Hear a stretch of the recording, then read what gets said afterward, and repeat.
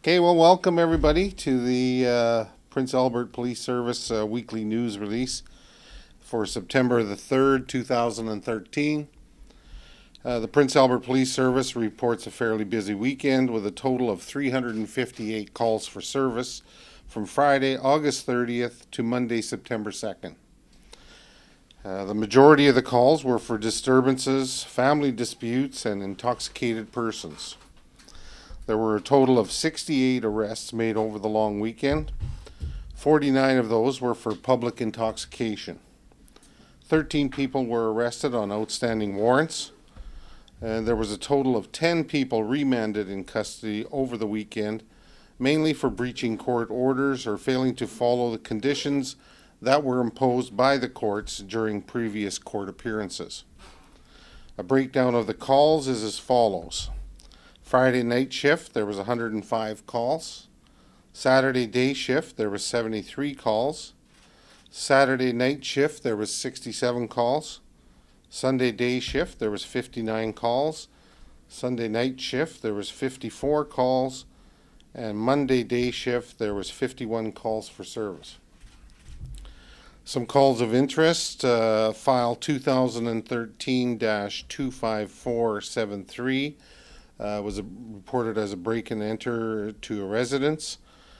Police attended to the 900 block of 14th Street West for a report of a break and enter that occurred sometime Friday night or Saturday morning.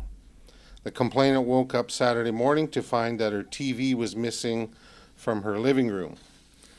It appears the culprits entered the residence through an unlocked back door.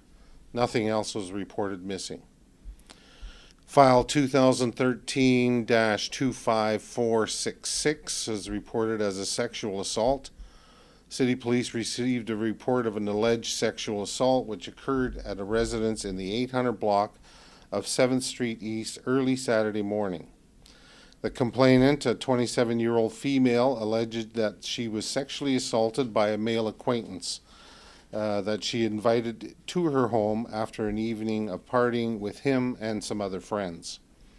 The complainant told the police that the male continued to make sexual advances despite telling the male she did not want to have sexual relations with him. The matter is still under investigation.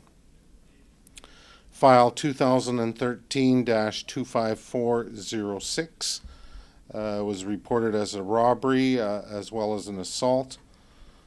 Police received a report of a robbery which took place in the 800 block of 14th Street West at approximately 2:40 Saturday morning. The victim told police he was visiting at a friend's place and went out into the backyard for a smoke, and he was jumped by about 4 youths. The youths demanded that he give them whatever he had. The youths ended up knocking him down and took his runners, his hat, his hoodie, and his cell phone. The victim received an injury to his head during the incident and was transported to hospital by ambulance. The incident is still under investigation. The Prince Albert Police Service would like to remind people that Crime Stoppers will pay cash rewards for information leading to an arrest in relation to any crime that has been committed in our community. The Crime Stoppers program is totally anonymous, so you don't have to provide any personal information to collect your reward. Just call Crime Stoppers at 1-800-222-TIPS.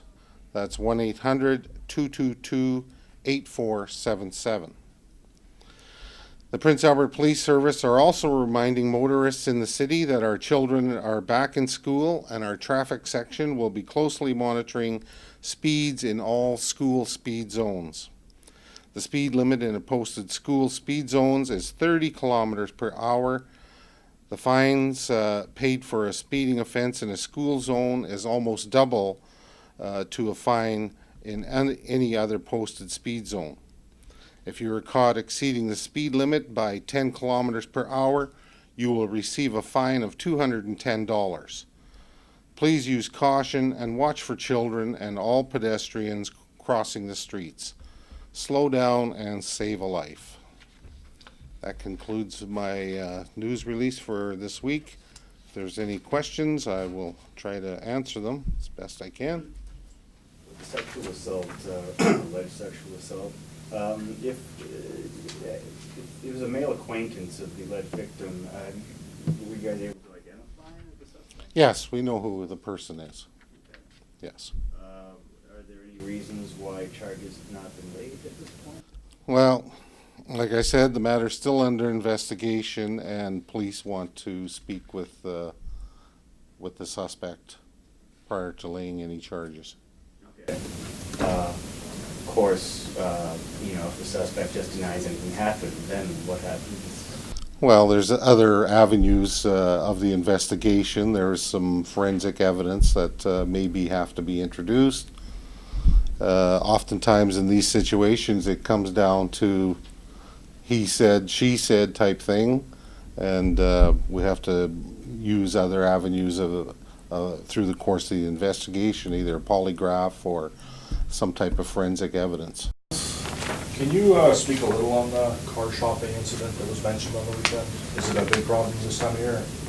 Well, every summer we seem to see that this type of problem and crime escalates, of course, with the nice weather. There's people out and about, and people often forget to leave, or take things out of their vehicles, which just entices, like it said in the weekend news release, this is a crime of opportunity, and if the opportunity presents itself, people are going to take advantage of that and smash a window or do whatever they have to do to get what's inside the vehicle. I forget if it said this in the press release or not, but does it tend to be like groups of youth doing this, or like individuals? Well, it said there that there was a 14-year-old that was charged with several counts of this type of crime. So, but it varies. They tend to go in packs or groups, or it could be just an individual as well. So. Who's made the term car shopping?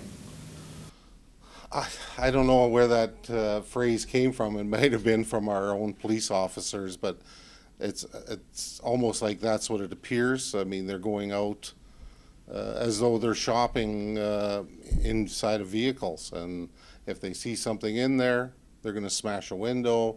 If the vehicle happens to be unlocked, they'll just remove whatever's in there. I was just wondering if it's something the kids were talking about and that's the terminology they were using. I don't think it's actually came from them or from the public. I think it's kind of a phrase that our officers may have coined. Okay, just to sum it up.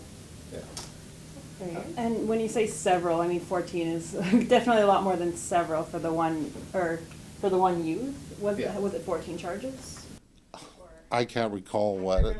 I'm sure it was in the weekend report, but I can't recall just off my top of my head here what the number of charges or count. Yes, despite weekly reminders from the police to take that temptation away, people still continue to do it. And over the weekend, we've had several vehicles that were broken into and items taken from the vehicle. So.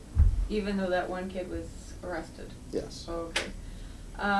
So it's not one isolated person that's doing this. I mean, it seems to be a trend that, I mean, it's easy pickings. I would have to say that, I mean, things are being left out there. Everybody's asleep at the night, and it's often hard to even hear a window smashing, outside of your residence. So. The press release yesterday actually did say, though, that a lot of them have developed these ways to smash a window that are quieter than you might expect. Do you have any idea what those methods are? I do, but I'm not going to divulge that. Oh, okay, that's a good idea. Everyone's gonna go do it. That's what we want to do. Overall, how did this Labor Day weekend compare to other years? Was it, higher than usual? I know there were quite a few assaults as well. Well, in terms of call volumes, it was fairly comparable, but Friday night was extremely busy. As I said, 105 calls kept the police service fairly busy, going from call to call, as you might imagine. But comparable, I don't think, like, there was no really serious occurrences over the weekend, so we're quite satisfied how the weekend went.